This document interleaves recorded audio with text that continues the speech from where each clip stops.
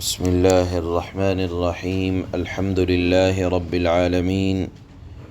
أشهد أن لا إله إلا الله وحده لا شريك له، وأشهد أن سيدنا ومولانا محمدًا عبده ورسوله. أما بعد، فأعوذ بالله من الشيطان الرجيم.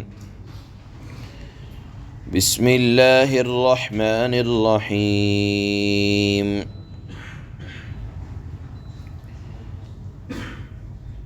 أأنتم أشد خلقا أم السماء بناها رفع سمكها فسواها وأغطش ليلها وأخرج ضحاها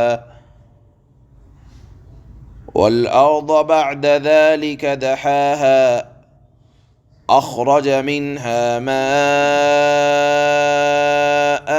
ومرعاها والجبال أرساها متاعا لكم ولأنعامكم. صدق الله مولانا العلي العظيم.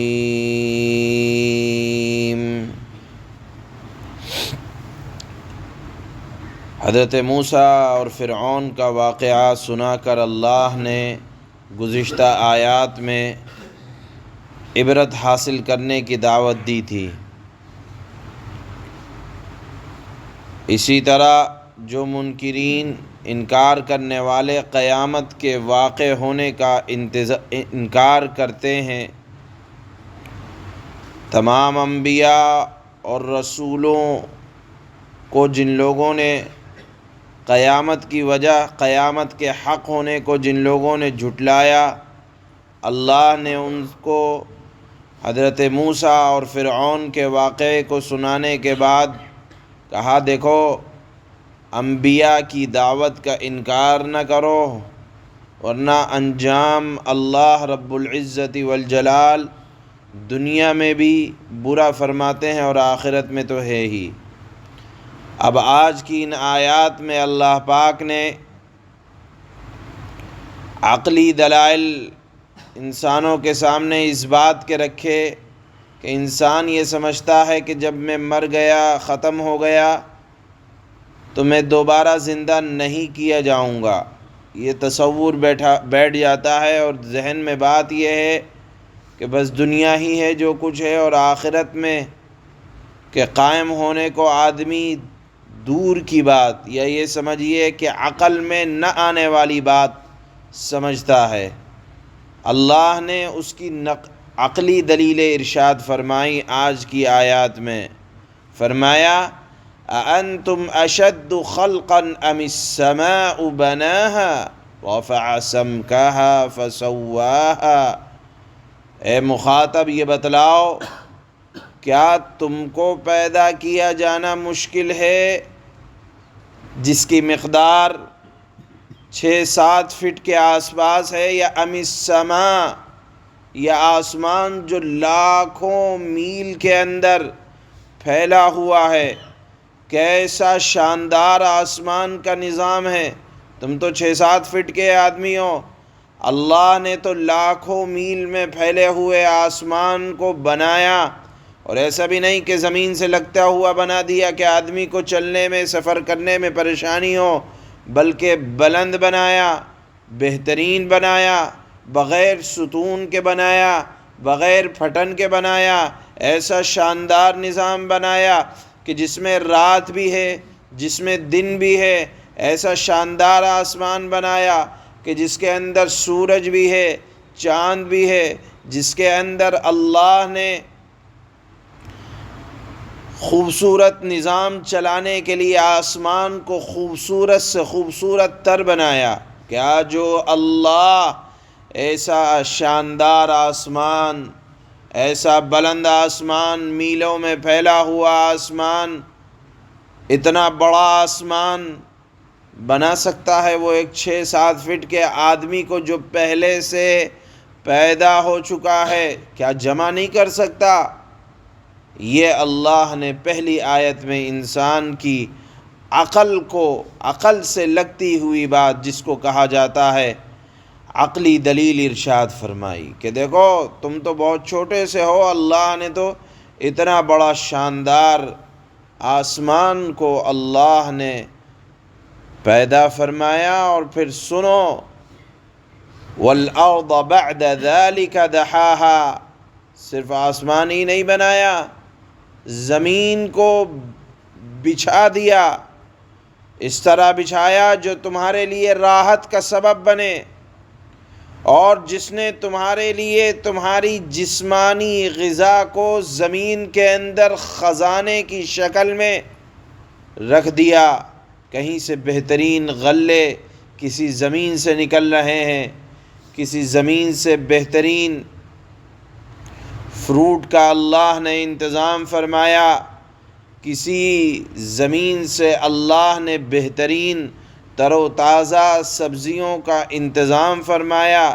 غرض جسمانی غذا کے لیے اللہ نے اس زمین کے اندر ایک آدھ نہیں بہترین خزانے رکھے ہیں، زمین کو بچھایا، اور بچھانے کے بعد اللہ نے اس کے اندر سے پانی کو، چاروں کو کھانے کا بہترین انتظام رکھا۔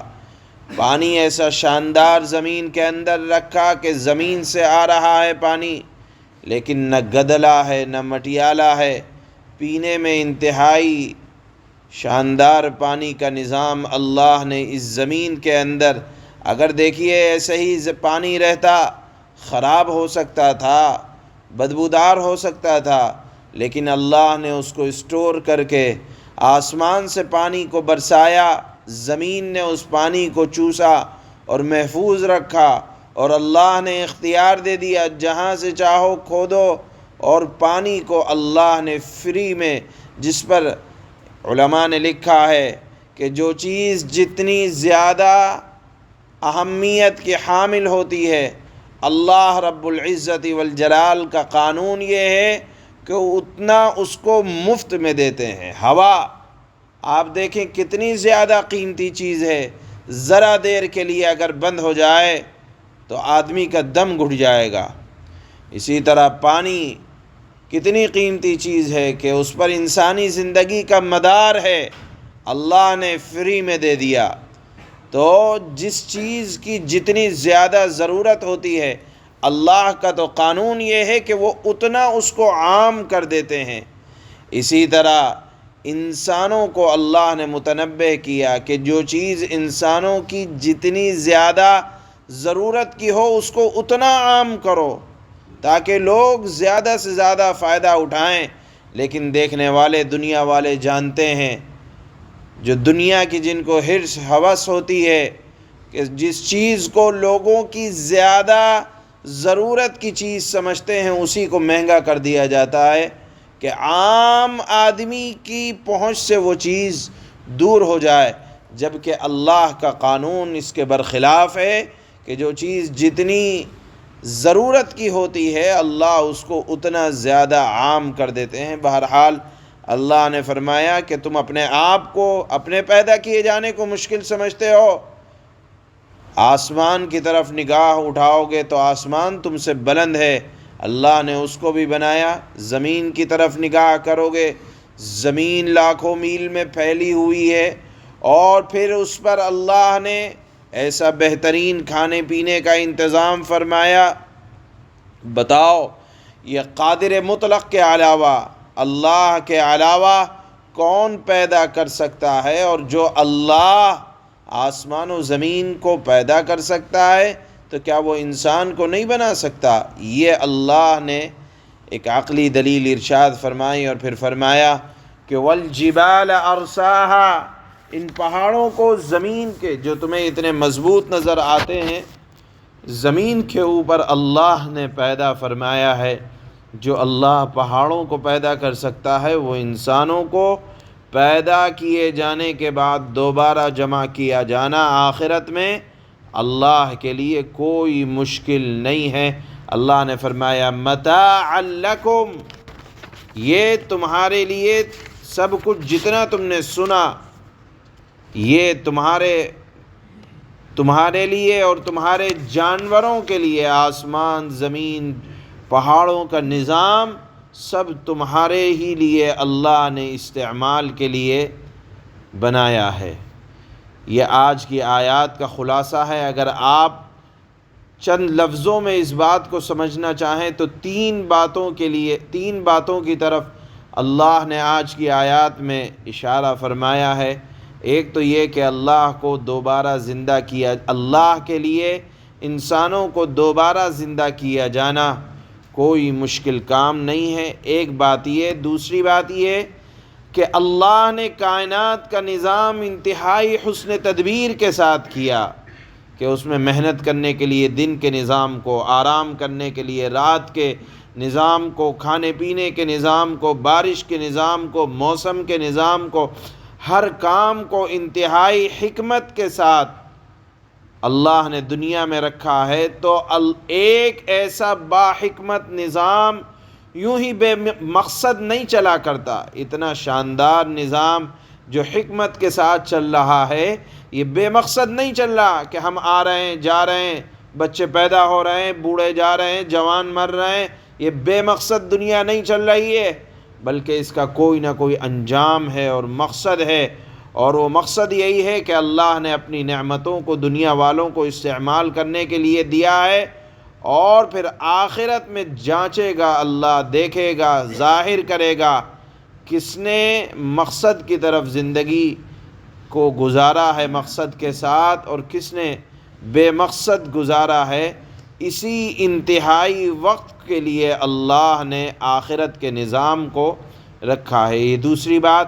تیسری بات یہ ہے جو ان آیات میں غور کرنے سے معلوم ہوتی ہے کہ اللہ نے یہ جو بے شمار نعمتیں دی ہیں، اللہ ان نعمتوں کا حساب بھی لیں گے۔ کس نے میری نعمتوں کو پا کر شکر ادا کیا اور کس نے ناشکری کی۔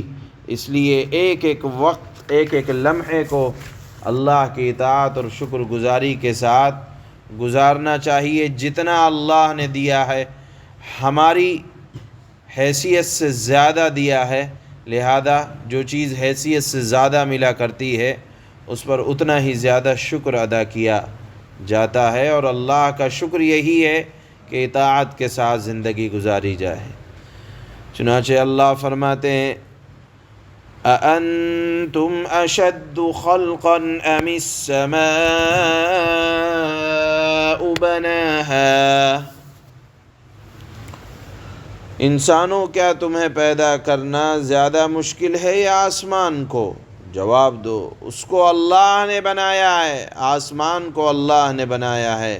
کیسا بنایا ہے؟ اس کی صفات۔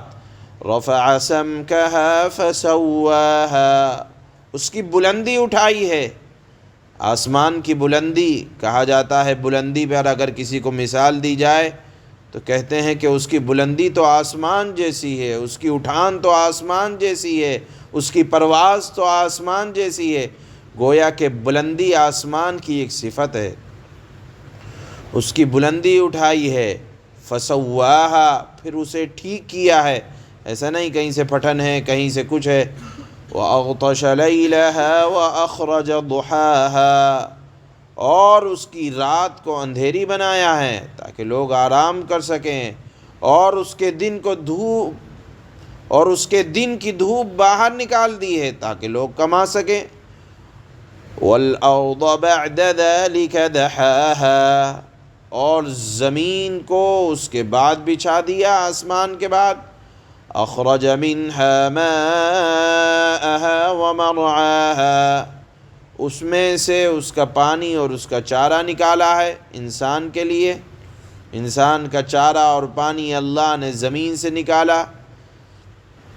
وَالْجِبَالَ أَرْسَاهَا، اور پہاڑوں کو اللہ نے گاڑ دیا ہے۔